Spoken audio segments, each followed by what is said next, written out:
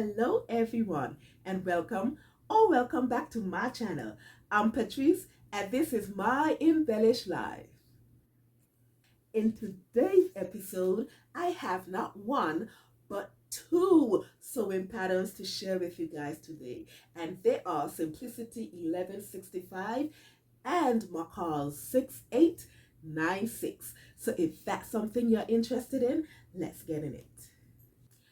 But before I go any further into this episode, I'm just going to insert a little video here so you can view this garment in its entire glory. So, Simplicity 1165, it's a straight leg trouser pattern, and McCall 6896 is a peplum top pattern. So, enjoy the video.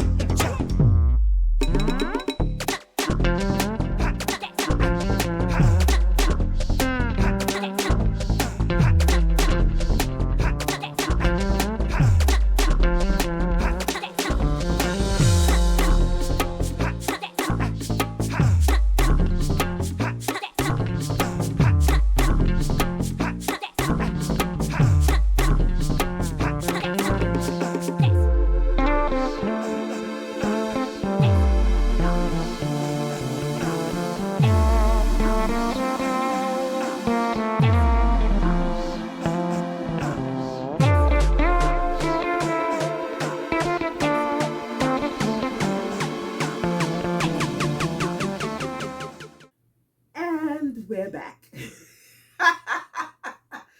I hope you enjoyed the video, guys. I'm just trying something different here, so I hope you enjoyed that little snippet of my entire outfit. So as I previously mentioned, McCall 6896 is the peplum top and Simplicity 1165 is the bottom. So we're going to take them one at a time, and we're going to start with the top, which is McCall 6896.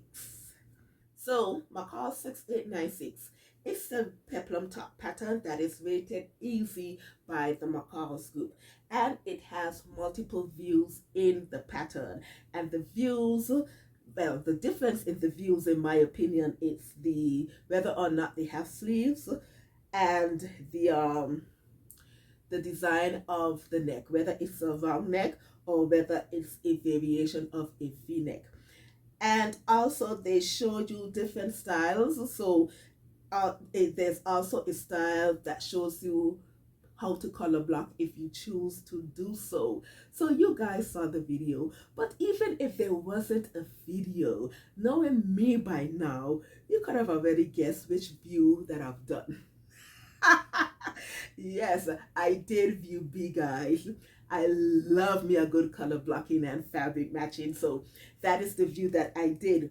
Now, the fabric for this pattern, the suggested fabric, I think it was challis, linen, stable knits, suede, and faux leather. I used lightweight cotton. Well, the entire top was made out of cotton, let me say that. And the main piece was made from a lightweight cotton. I can't remember if it was cotton voile or cotton lawn, but it was a lightweight cotton, this fabric. And I purchased this fabric, I would want to say, if it's not almost exactly, it's exactly, sorry, a year ago from Fabric Wholesale Direct. I love this fabric, and at the time of purchase, I purchased 3 yards of this fabric. This is the third garment that I've made using this this fabric. The first one was my birthday halter dress. I think it was using Simplicity 38, if I'm not oh my goodness, if I'm not mistaken, it was Simplicity 3823. And the second garment was a wrap dress using McCall's 6959. It was made later than last year with the rayon linen plus this as an accent fabric.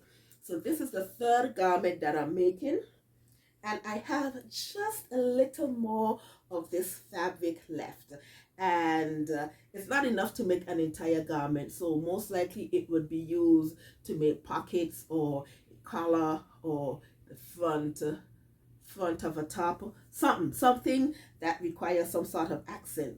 So yeah, that was the main fabric. And then the other fabric I used was a cotton fabric, just a plain white cotton fabric. And I'm just going to show you the top. Yeah, it's a plain white cotton fabric, and I absolutely love it. Now, I must mention here that the plain white cotton fabric is just slightly heavier than the main fabric, which has some implications, and we're going to talk about them later. But keep in mind that I knew from the get-go that because of the slight difference in weight, that it would have an effect on the outcome. So no shenanigans, it was just an experimentation. So keep that in mind. Now, as I've said before, this pattern is rated as an easy pattern, and it originally has 6 pattern pieces. Now, I ended up using 4 out of the 6 pattern pieces. That wasn't the intention, but you'll hear about it later. So the 6 pattern pieces are the front, the side front, the back, the side back, and then they are facings as well. So there's the front facing and the back facing. I did cut them out, did run into some shenanigans. So after a while, I said, you know what? Forget this. And I opted to use bias tape in the neck and the arm instead. So those were the 4 out of the 6 pattern pieces that I used to create all of that. So in terms of the sizing and adjustments, well, I cut between a size 18 and a 20. So the 18 was in the arms and the neck, and then I graded it out to the 20 to accommodate my bust. And the fit was great, the fit was brilliant. Now, in my head, I'm thinking that may have had an effect on the facings, because I did cut 18, the size 18 for my facings, but somehow they didn't fit. And if they were, when I tried to attach the facings to the top of the neck part, you know, there was all sorts of spacings and bulk, because the shirt top was bigger than the neck facing. So I'm not sure whether or not it was a human error or not. Most likely it has to be a human error somewhere. Somewhere. But why should I have to share all the blame? I don't see why. But yeah, that is what happened to me. So that is why I opted for the bias tape instead. But those were the only adjustments that I did was the grading of the pattern. Size 18 for the arms and the neck, and then size 20 everywhere else. My seam allowance was 5/8 inch, which was the recommended seam allowance. So there was no issues there. In terms of the fit, like I said before, because I was able to do the grading, the fit was brilliant, especially in the neck and my arm region. The fit was brilliant.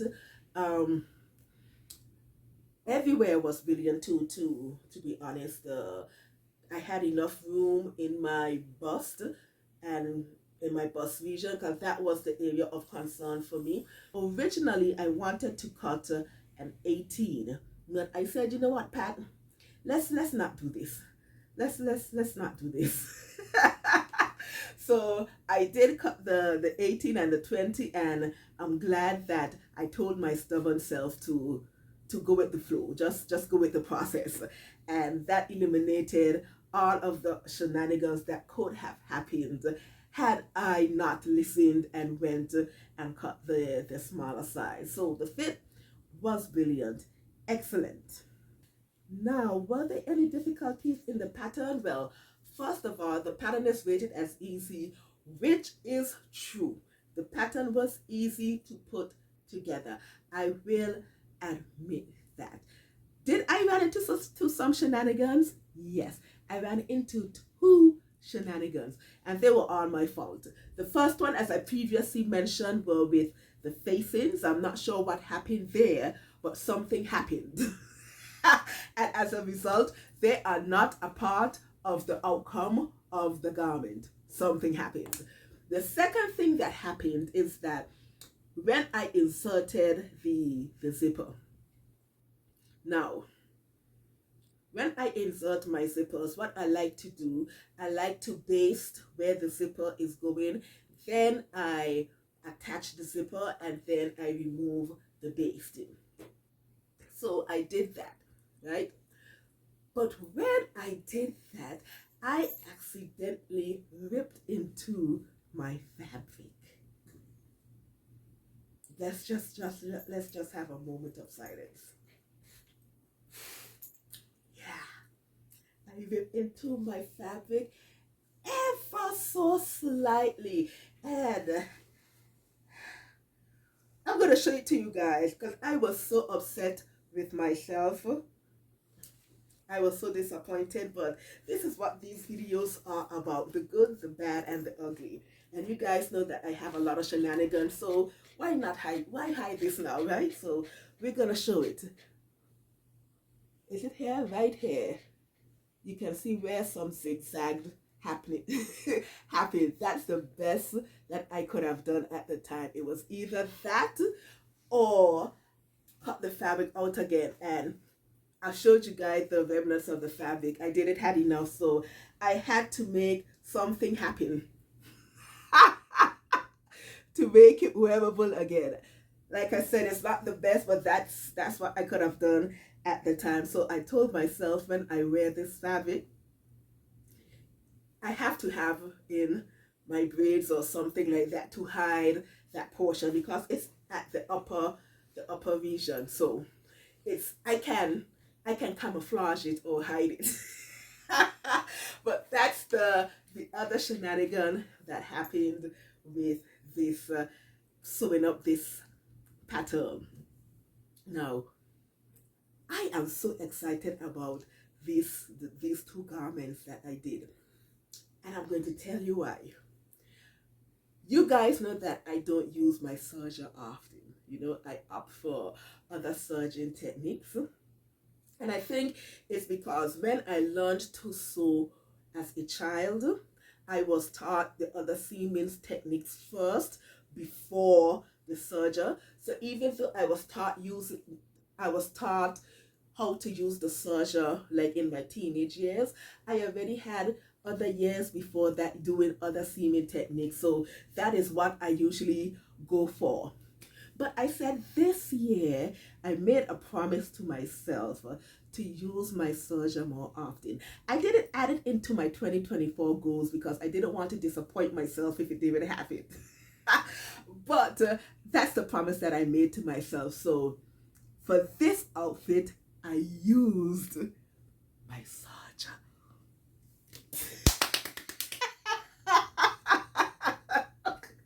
And I'm just going to lift up the blouse as evidence in case you guys don't believe me, because you can say, this heifer, she's always telling stories.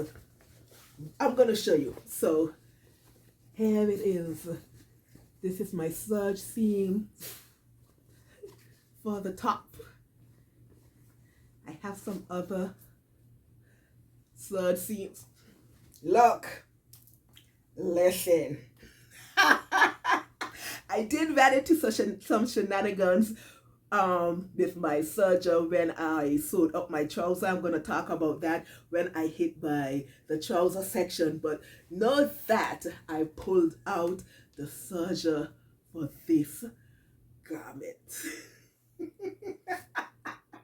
So now that I've sewn up this top, what are my overall thoughts and comments about McCall 6896? Look, it's a billion top. McCall's, you did a good one with this top. It's an easy top. It's a super easy top, like I mentioned. Even though I had shenanigans with my facings, and to be honest, this isn't the first time that I've had shenanigans with facings, so I know it's a human error. This isn't the first time, so but even with those shenanigans, the top is still an easy top to make.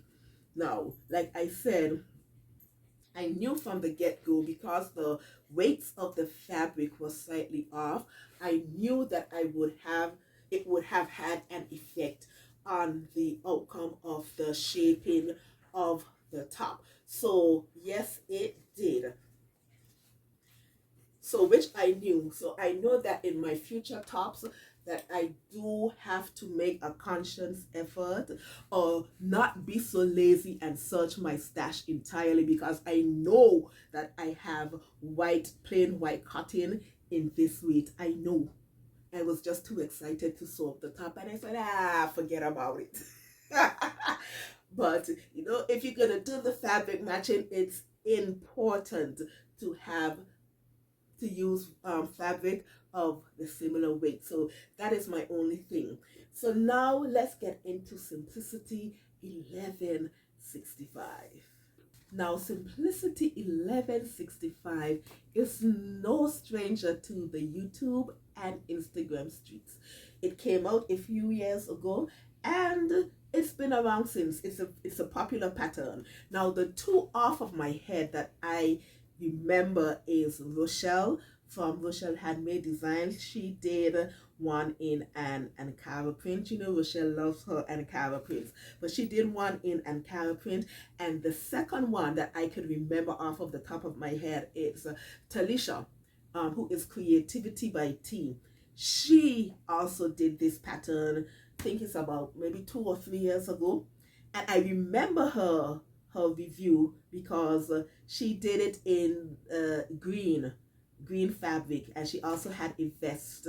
She also made a vest to go with it as well. So I remember her video distinctly. So if you want to watch more of Simplicity 1165, that's a video, Talisha's video, I highly recommend, and also Rochelle's own as well. So knowing that this pattern is well known, is very popular, you know, I don't really have much to say, but I want to still put my stamp out there, so we're going to talk about it nonetheless.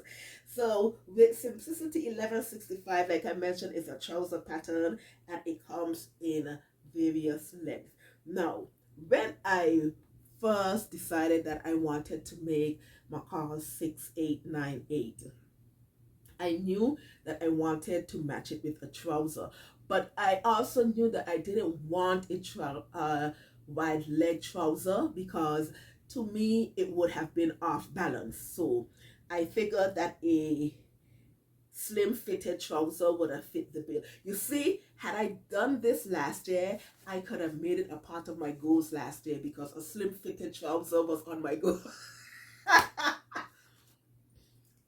We're not going to talk about that right now. We are on something completely different. But anyway, I should have done it last year, but that's beside the point.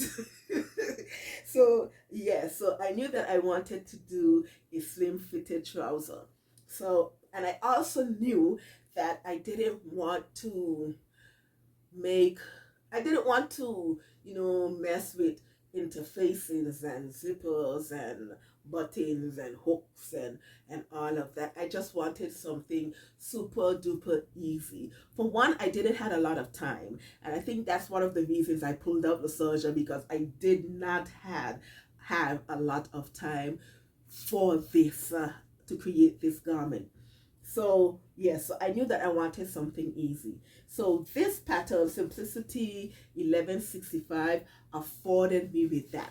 Now, with the suggested fabrics, it said that I could have used soft, lightweight fabrics such as batik, challis, crepeback satin, double georgette, gauze, gingham, linen types, silky types, jersey. Okay, and of course, if you use one directional fabric, you know, you allow for extra yardage. So I used some lightweight denim. Yes. Let me show you. Before I do that, let me backtrack. Let me show you the denim. Yes, I'm getting ahead of myself here. So this is the denim that I use. Does it look familiar? Does it look familiar? This top is New Look 6266. Previously made this top. Have a video for it. Check it out as well. I'm doing all the shameless plug this year. I'm just saying. So this fabric is the remnants, was the leftover from this top. I bought it from Cali Fabrics last year as well. And yes, when I originally bought it, I bought 3 yards. I did this top. I did something else previously. I can't remember what it is. I can't remember, but I know this top, and then I made this trouser, and then this is the remaining of the fabric. Now I do have more of this in my stash, so I'm not worried about that. But I also love this fabric, and let me see, it's a medium light blue short weight denim, and I bought it off of Cali Fabric. Excellent. So this is the trouser. This is the trouser. Absolutely love it. The pants leg, the elastic, pockets. Yeah, so that is the trouser. So this pattern has 5 pattern pieces. And so we have the front, the back, the waistband, front yoke and pocket, and we also have the back pockets as well. So I used all 5 pattern pieces for this trouser. So let's talk about sizing and the adjustments. So I didn't do any adjustments, but I'm going to circle back to that. In terms of the sizing, I cut a size 14. And I'll tell you how I determined the size 14, because there wasn't any finished garment measurements for the waist on the back of the pattern or on none of the pattern pieces. They only provided finished garments for the hips. So I had to measure the pattern pieces. Also, I watched other videos as well just to get an idea of women who made the pattern, who had similar sizing to myself. I looked to see what pattern sizes they cut just to make sure. Because even though I did measure the pattern pieces, I'm like, ooh, size 14. I'm not too sure about this. Even though, I'll tell you, my hip garment measurements was even too big for the size 14, but I didn't have the pattern with the size 12. So if I gone by my hip garment measurements, it would have been a 12. But the 14 was the smallest in the pattern size that I had. So anyway, I said, you know what? Let me go with the 14. And I'm so glad that I did, because the 14 is perfect. Perfect. Now, I mentioned that I didn't do any pattern adjustments. But I think when I make my other trousers, because this is going to be a TNT. I could already see this. I have to make some adjustments. And I've watched other videos and I've noticed that they said the same thing as well. In the front part, there is sort of a little pouching in the front with the garments, and hopefully any of the pictures that I took, I'm hoping that they can show it properly so you can see what I'm talking about. There's a slight puckering in the front, a slight pouching in the front. I mean, it's hidden when I wear the dress.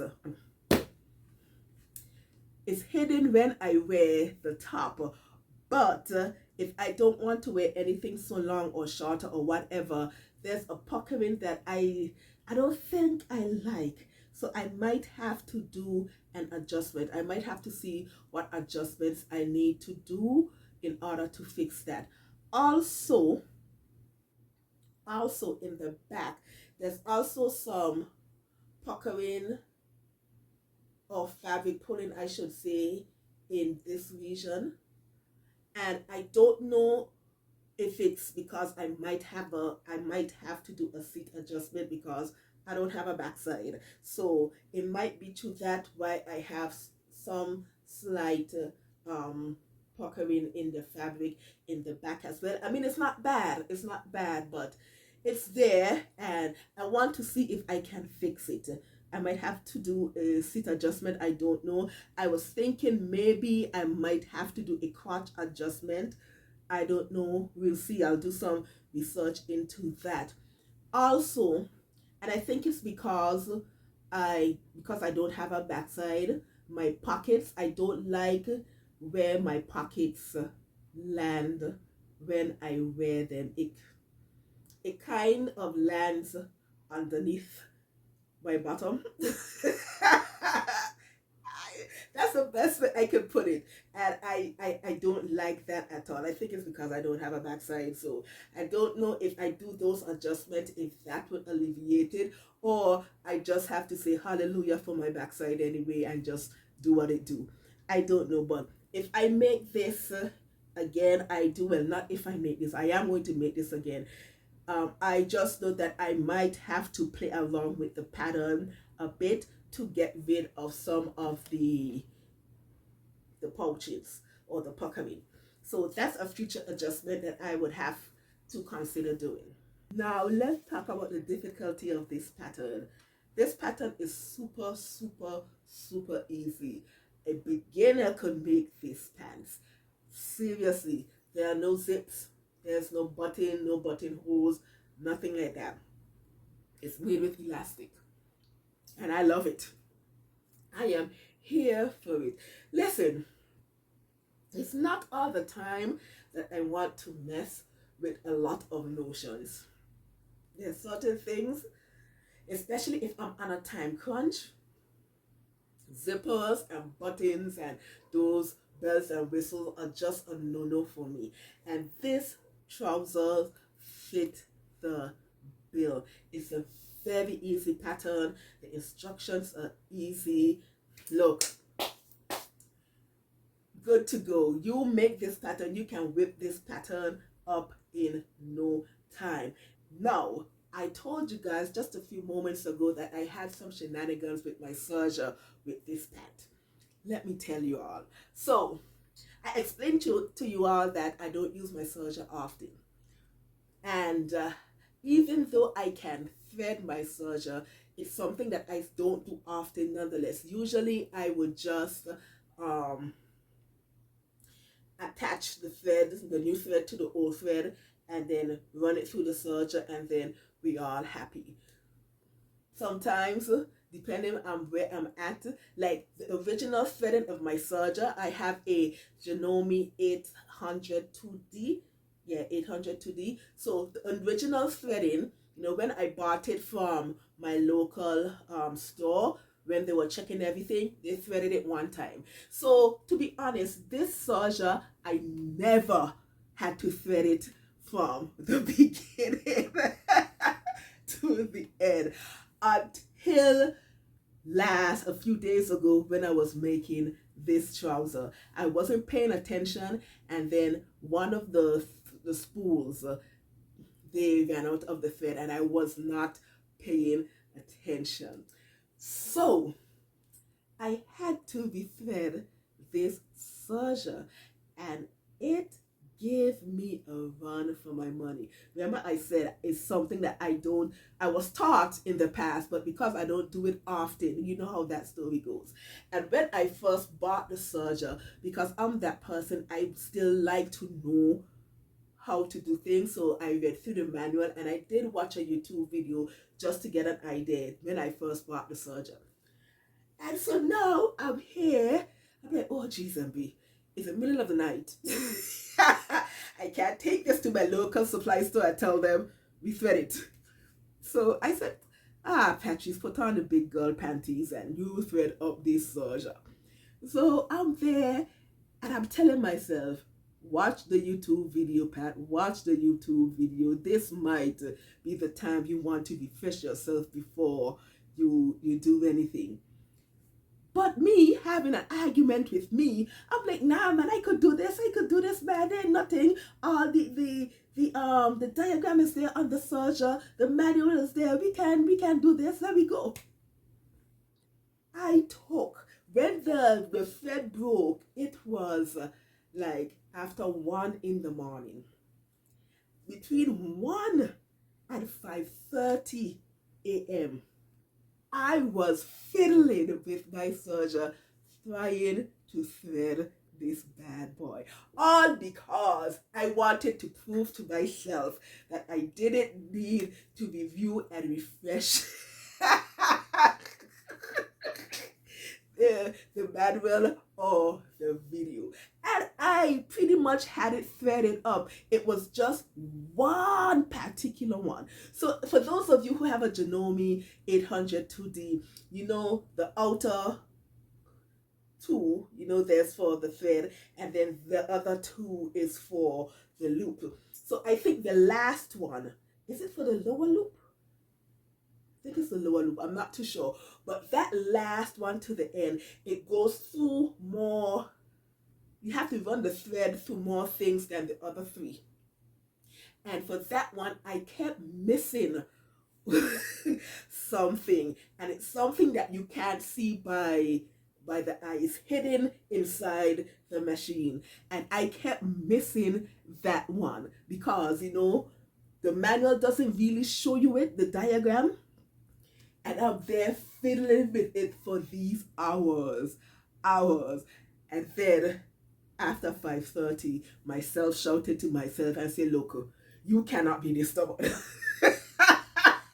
You cannot be this stubborn. Why are we still here? So I broke down then. And I watched another YouTube video. And she was like, you know, in order to see it, you have to disengage the cutter. And when you disengage it, you can look down like it's under there. You need to put it in that hook. And I'm like, oh, so you mean to tell me I could have done this from 1:30 in the morning?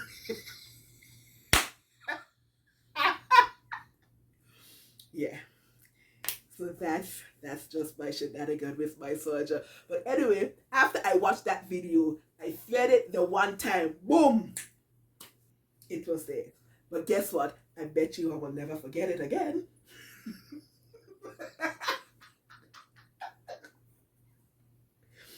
Yeah, so that is what happened with my Serger and that's the shenanigan that I had with my Serger.